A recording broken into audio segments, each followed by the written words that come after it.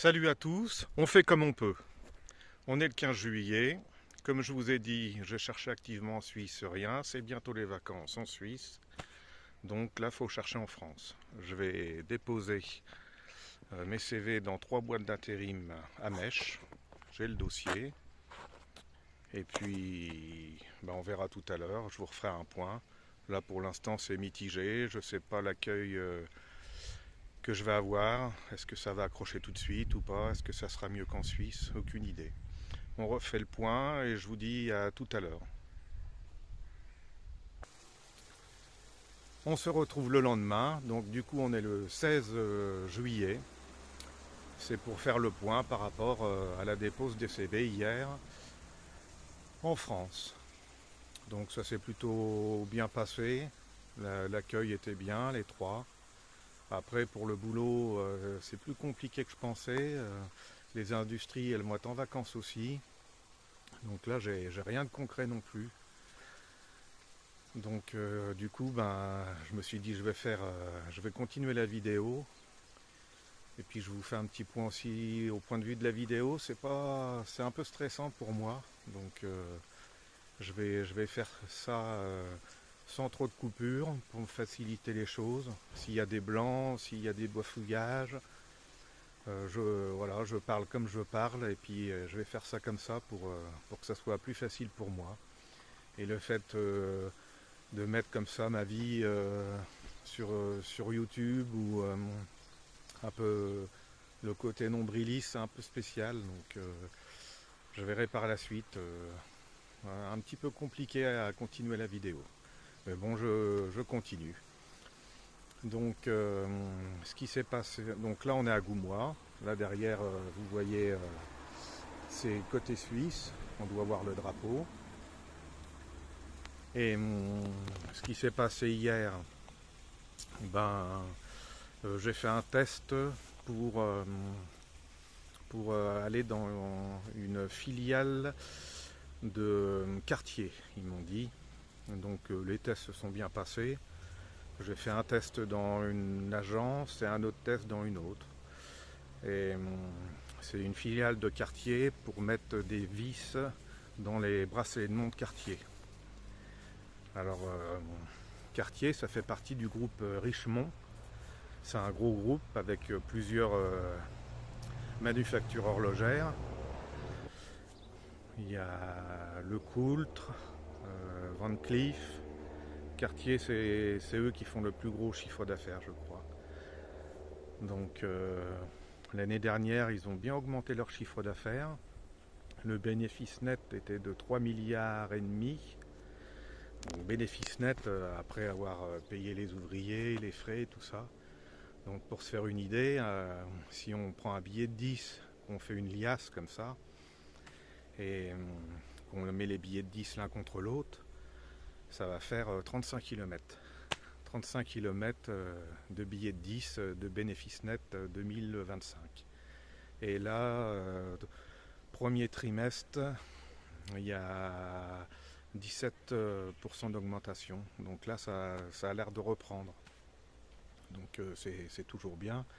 Ça serait bien que je puisse travailler dans le groupe Richemont en Suisse. Richemont, ça n'a rien à voir avec la raclette savoyarde. Ça s'écrit pas pareil. Et après, mais bon, faut pas rêver. Travailler en horlogerie quand on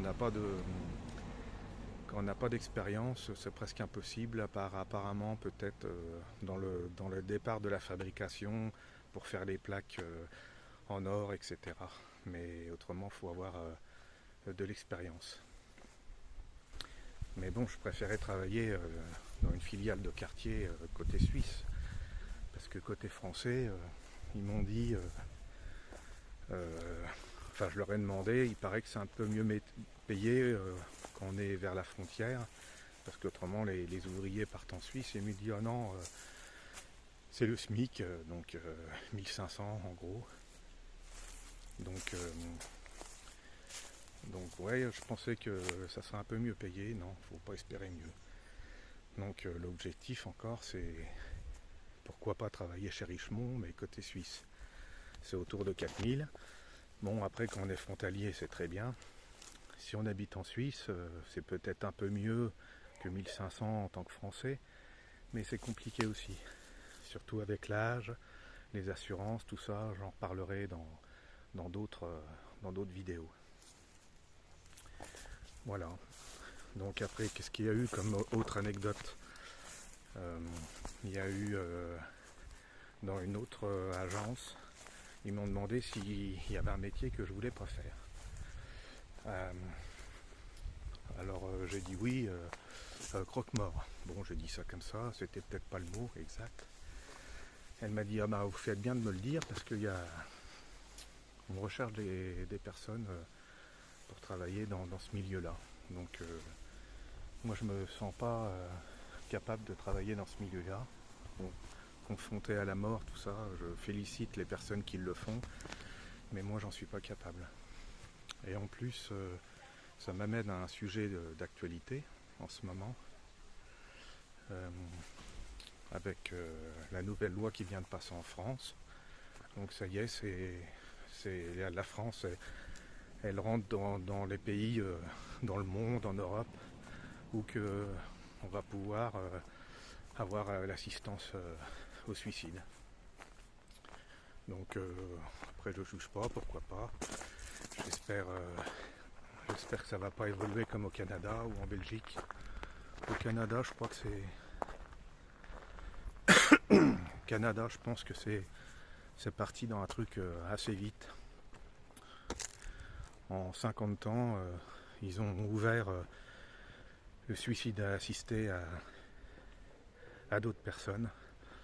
Donc là en France, ça sera aux personnes qui sont considérées comme une maladie incurable.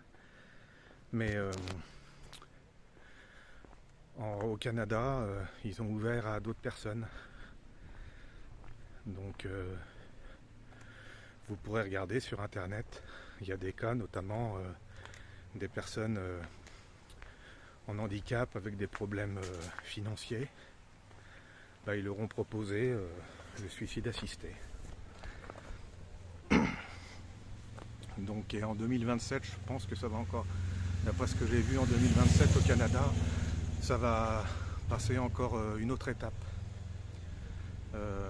Genre, d'après ce que j'ai compris, si une personne est en déprime, au bout du rouleau, genre qu'on lui a donné des antidépresseurs, et qui est stressé toute la journée, qui ne sait pas s'il va s'en sortir, bah, peut-être qu'un médecin en 2027 au Canada, il va y proposer le suicide assisté. Donc voilà, j'espère que ça ne prendra pas dans 5 ans, dans 10 ans, dans 20 ans cette direction-là en France. Après, voilà, la vidéo, peut-être ça sera intéressant de la revoir dans 5 ans, dans 10 ans, justement. Et en parlant de ça, ça m'amène à vous conseiller de regarder sur YouTube une vidéo sur ce sujet. C'était filmé en Suisse et ça s'appelle Le choix de Jean, documentaire 2005. Vous cherchez YouTube, Le choix de Jean, documentaire 2005. Et c'est pas une vidéo à regarder comme ça entre deux scrollages ou à la va-vite. Je pense que c'est une vidéo, faut regarder, faut se poser, regarder ça tranquille, rien que par respect ou en honneur de Jean. Voilà. J'avais vu ça il y a quelques années, ça m'avait foutu une claque dans la gueule. Voilà. Donc je vous conseille ça. Et puis par rapport à cette vidéo aussi, une expérience, j'ai été chez un dermato il n'y a pas longtemps. Et il m'a dit c'est une catastrophe, il n'y a plus de dermato, il y a plein de gens qui m'appellent, qui viennent de loin, il y a des gens pires qui ont des mélanomes depuis 6 mois et ils attendent 6 mois pour me voir. Donc c'est un petit rapport avec la vidéo de Le choix de Jean. C'est pas tout à fait la même histoire, mais c'est un petit rapport. Donc voilà, c'était un petit chemin pour parler d'autres choses. Peut-être que dans les vidéos d'après, je parlerai aussi d'autres choses. Donc pour en revenir, pourquoi ces vidéos, je fais ça pour des personnes qui habitent à 400-500 km de la frontière suisse, qui n'ont jamais mis les pieds en Suisse, qui regardent peut-être des youtubeurs du côté de Genève ou pour travailler en Suisse ou quoi. Et du coup, je me dis, du côté de Genève, c'est compliqué, je pense, pour trouver un logement. Pontarlier, peut-être un peu mieux.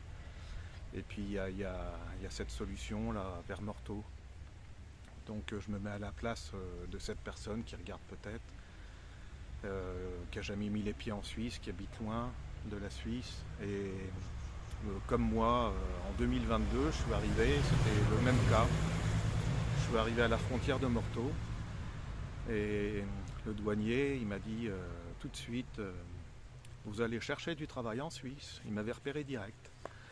Donc là, il m'a donné les 2 premiers conseils. Il faut allumer les phares et il faut acheter une vignette pour l'autoroute. Donc la vignette pour l'autoroute, comment ça se passe? Ça se passe comme ça. Cette année, elle est bleue. Ça change de couleur tous les ans. Et du coup, si on se fait piquer sur l'autoroute sans la vignette, ça coûte 200 francs d'amende. Et plus, il faut acheter la vignette. Et si on se fait piquer sans les phares, c'est 40 francs. Voilà. Donc après, au point de vue des limitations, c'est un petit peu différent qu'en France. Mais bon, il y a les panneaux, vous verrez. Et puis là on est à Goumois, donc c'est une petite frontière tranquille. Il n'y a plus de douane côté français, il y a une douane quand même qui reste côté suisse. Il y a plutôt les douaniers suisses qui sont un peu plus hauts en général. Et puis il faut plutôt faire profil bas avec eux. Une petite anecdote encore avec un ancien collègue de travail qui avait peut-être voulu faire un peu le kéké en disant j'ai pas que ça à faire, dépêchez-vous, je travaille. Il était resté un quart d'heure de plus, on y a fouillé la voiture. Donc avec les douaniers suisses, profil bas. Donc voilà, on est à Goumois, il y a le panneau. Voilà. C'est au fond de la vallée du Doubs. C'est tranquille. Il y a quand même 1800 voitures, en gros je crois. Peut-être ça a descendu maintenant, mais 1800 voitures par jour de Français qui vont travailler en Suisse. Donc Goumois, c'est sympa. Il y a le Doubs. Il y a le rocher au fond, je ne sais pas si vous voyez. C'est la tête de singe de Goumois. Un rocher en forme de tête de singe. Voilà. C'est plutôt agréable. Il y a du tourisme aussi, il y a des restos de chaque côté. C'est connu aussi au point de vue des pêcheurs. Voilà. Donc je n'ai pas trop parlé de la Suisse ou du travail suisse, mais quoique, c'était quand même en rapport.